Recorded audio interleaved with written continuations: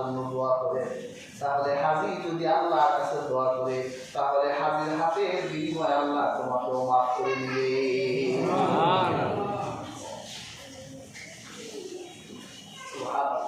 কি মর্যাদা দিয়েছে একজন হাজির সাহেব।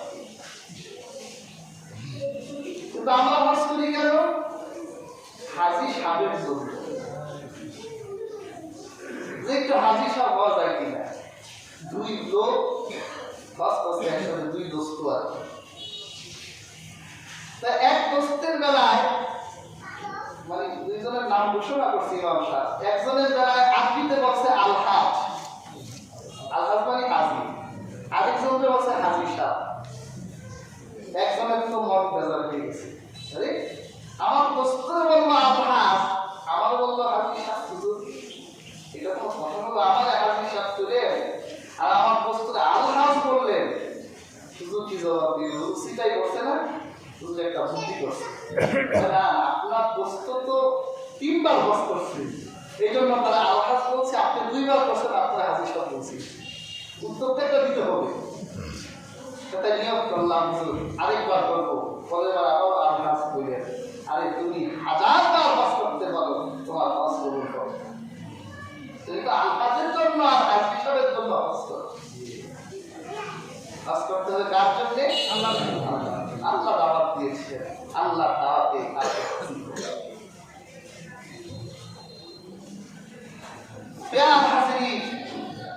তাহলে আল্লাহ সুবহানাহু ওয়া তাআলা এই শহরকে যেমন সম্মানিত করেছে,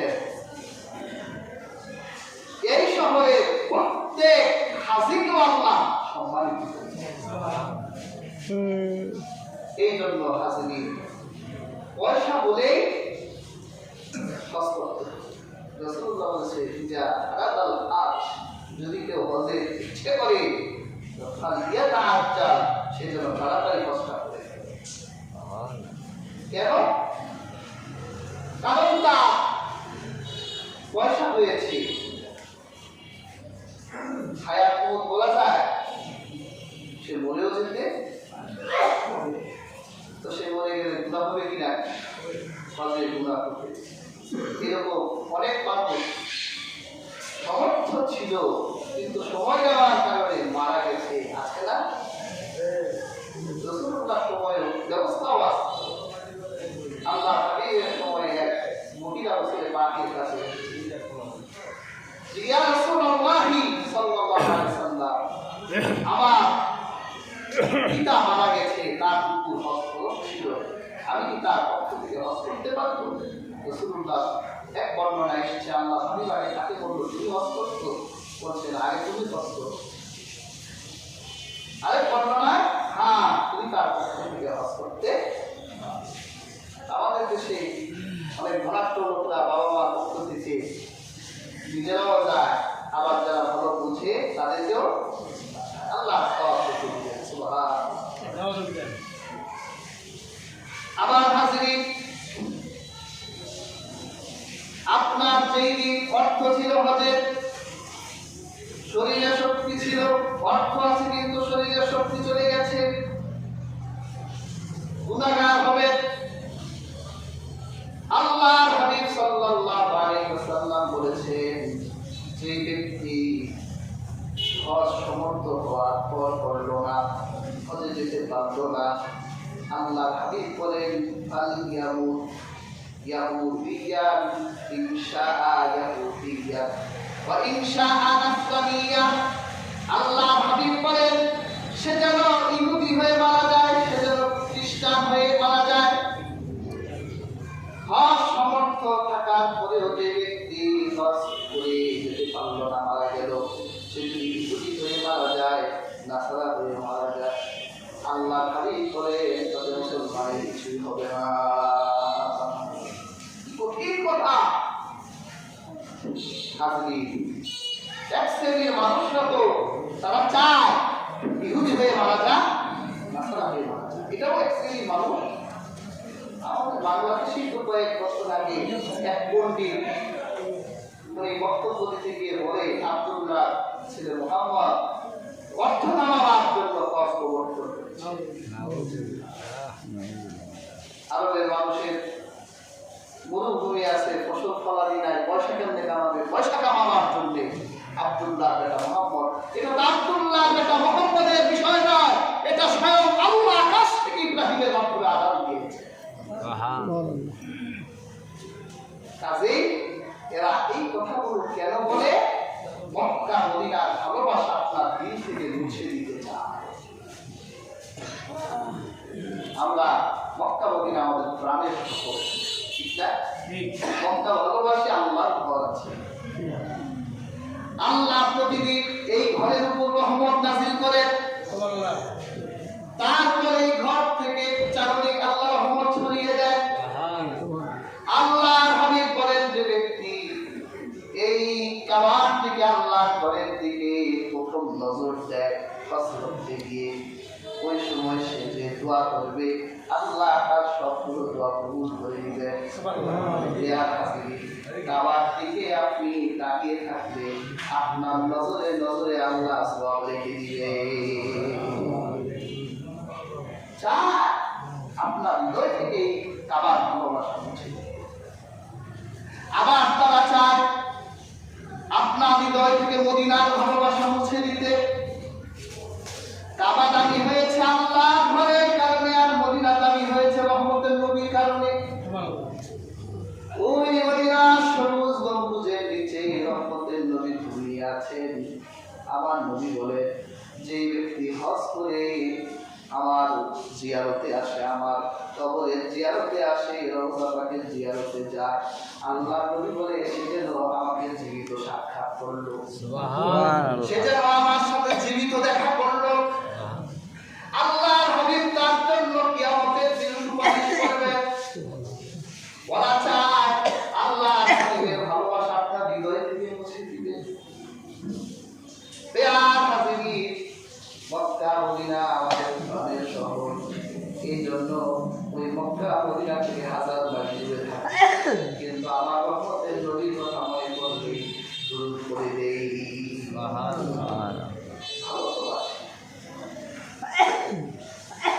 বাংলার প্রান্তরতে রাসূল তোমায় তিনশো দিলাম, রাসূলের রওজা মুবারকে জানাইলাম সালাম।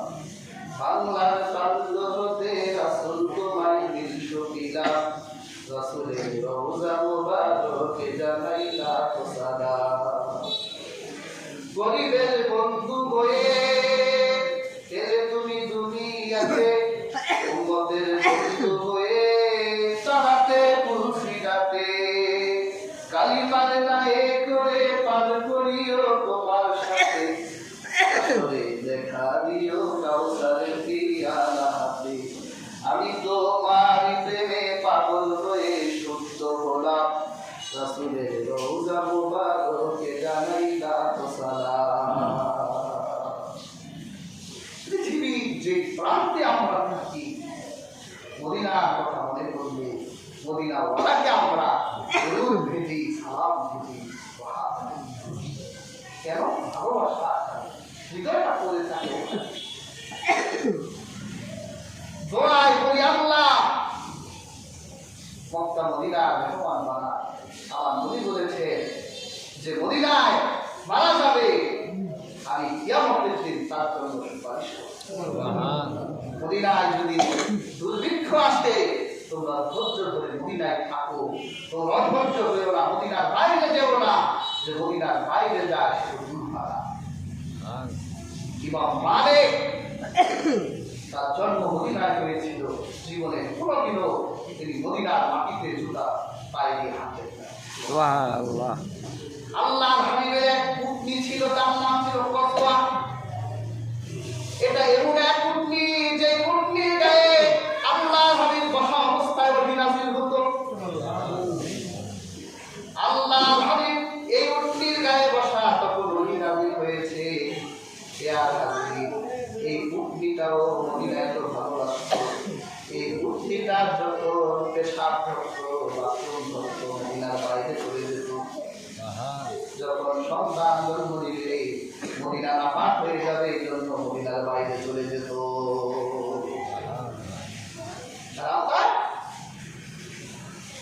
আমাদের হৃদয় থেকে মক্কা ভালোবাসা মুছে দিতে চায়। শুধুই তো বলে ফরজ হচ্ছে মক্কায় মদিনা যাওয়ার কথা। আরে বেটা, মদিনায় শাহজাহানে বিশাল ভূমি আছে, যদি মক্কার দাম আল্লাহর কাছে 1000 গুণ হয়, মদিনার রহমতের নবীর মাটিটা আল্লাহর কাছে তার চেয়ে অনেক বেশি দাম। সুবহানাল্লাহ।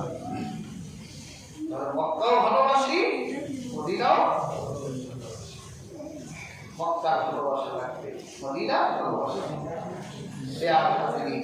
এই জন্য অর্থ থাকলে, অর্থবিত্ত থাকলে, সমর্থ থাকলে, শরীরে শক্তি থাকলে, স্বাস্থ্য থাকতে থাকতে আমাদেরকে আল্লাহ তাআলা যাতে হজ করা তৌফিক দেন।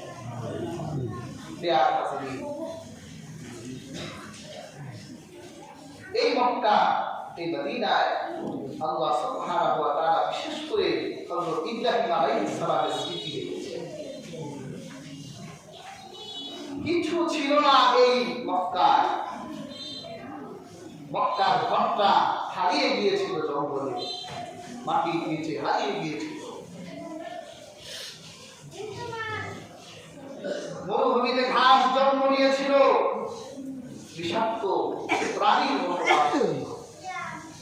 আল্লাহ সুবহানাহু ওয়া তাআলা তার এই বান্দা ইব্রাহিম আলাইহিস সালাম এই পৃথিবীতে নবীদের মধ্যে যত নবীরা সবচেয়ে বেশি পরীক্ষা দিয়েছেন, এর মধ্যে ইব্রাহিম নবী সবচেয়ে বেশি পরীক্ষা দিয়েছেন। সেই কথাগুলো ধারাবাহিক জুমাতে আমি বলবো। ইব্রাহিম আলাইহিস সালাম সদ্য জন্ম নেওয়া ছোট্ট শিশু ইসমাঈলকে নিয়ে, স্ত্রীকে নিয়ে তিনি হিজরত করলেন। জিবরাইল জায়গা নির্ণয় করার জন্য সাথে চললেন। এই মরুভূমির প্রান্ত, জনমানবহীন, পোকামাকড়ের বসবাস, হিংস্র প্রাণীর বসবাস, এইরকম এক প্রান্তরে ইব্রাহিম তার সদ্য জন্ম নেওয়া শিশু আর স্ত্রীকে আল্লাহর উপর ভরসা করে তিনি চলে গেলেন। এই এক নারী, সুবহানাল্লাহ, আল্লাহর প্রতি তার কি অগাধ বিশ্বাস ছিল।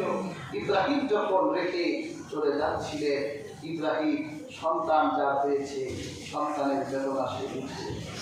যে সন্তানের জন্য ইব্রাহিম কেঁদেছেন, রব্বি আপনি বিনাশী, আল্লাহ আমার একটা সৎ সন্তান দেন, দেন দেন দেন।